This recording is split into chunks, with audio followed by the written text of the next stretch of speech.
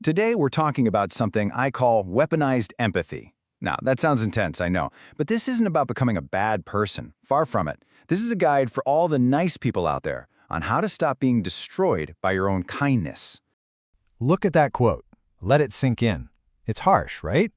It's supposed to be. It's a direct challenge to the idea that being nice is always the right thing to do. What if I told you that very belief, the one you hold so dear, is actually a trap? That it's the reason you feel powerless? We're going to tear that idea apart today. So, here's the game plan. First, we'll look at the problem, the tyranny of nice. Then we'll dive into the psychology of it by meeting your shadow. After that, we'll introduce a new way to think about strength with a will to power.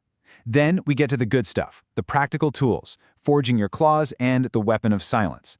And we'll wrap it all up by redefining what it truly means to be good in the virtue of strength. Okay, let's kick things off with part 1, the tyranny of nice. This is all about the hidden cost of your kindness, about realizing that what you've been calling keeping the peace might actually be a quiet, slow surrender. Really think about that. You know the feeling. You walk away from a conversation and you just feel defeated, even though you made all your points. It's that knot in your stomach when you're trying to be reasonable, but you can feel someone walking all over you. That's not a failure of your logic. It's a failure of your strategy. You're playing a game where your need to be liked is the biggest weakness on the board. And this is the heart of the dilemma, right? You think your silence makes you look weak, so you over-explain and justify everything. You run from conflict because you can't stand disharmony. And worst of all, you seek approval from the very people who are taking advantage of you. You know, Nietzsche had a term for this, herd morality. It's a system designed to make you feel virtuous for making yourself small. And it's exactly what Machiavelli warned about centuries ago. If you try to be the good guy in every single situation, you're just going to get crushed by people who aren't. So why do we fall into this trap? Well, that brings us to part 2, meeting your shadow. To figure this out, we have to look inward, at the parts of ourselves we've been pretending aren't there. To understand this, we've got to talk about Carl Jung and his concept of the shadow.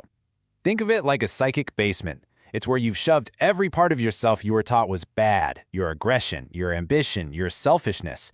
The thing is, this stuff isn't inherently evil. It's just powerful.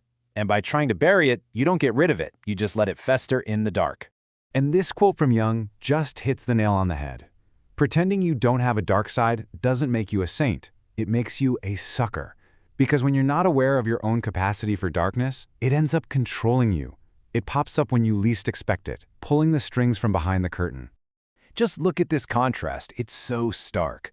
On the one hand, you've got your conscious personality, the polite, moral, nice person you show the world. But on the other, the shadow you've ignored is getting its revenge. It turns you into a puppet. It's why you might have fits of anger that seem to come from nowhere, or why you find yourself in self-sabotaging patterns. When you deny a part of yourself, it doesn't just go away. It grows stronger, waiting for its chance to take the wheel. Okay, so that's the problem. Now we need a whole new philosophy. We need to stop seeing power as something corrupting and start seeing it as the very engine of self-improvement. And for that, we turn to Friedrich Nietzsche and his idea of the will to power. This is one of the most important distinctions you can ever make.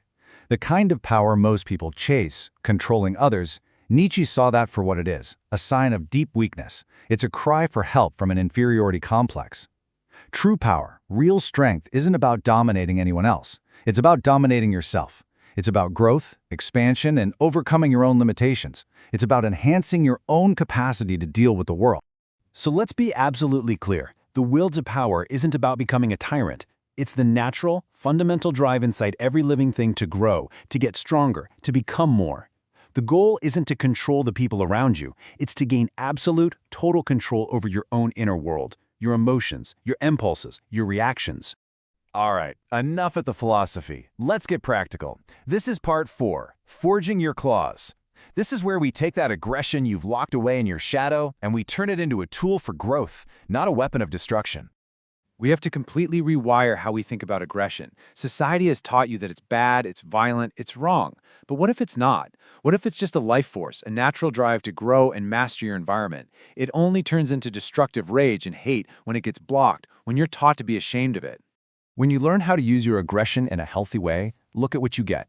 It's what fuels your sense of ownership over your own life. It's what gives you courage in the face of fear. It's the fire that drives you to learn new things and master your world. Denying your aggression isn't being peaceful. It's cutting off your own engine for growth.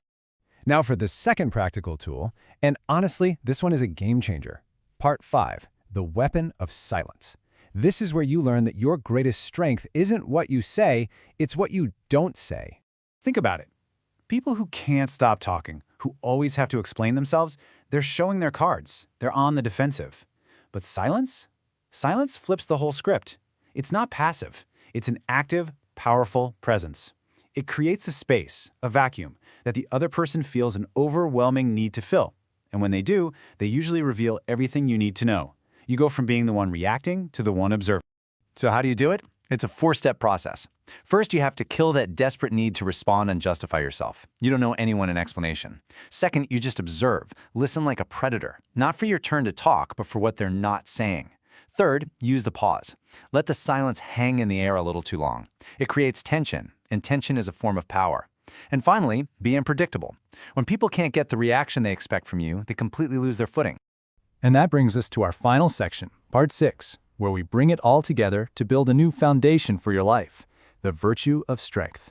You see, this isn't just about winning arguments or getting your way. It's about something much deeper. Jung called it individuation, the journey of becoming a whole, complete person. It's about taking off the mask society gave you and integrating all the pieces of yourself, both the light and the dark. And that journey begins the moment you realize your strength comes from within, not from other people's approval. And this, right here, is the most important takeaway of all. A harmless person is not a good person. They're just harmless. They don't have a choice.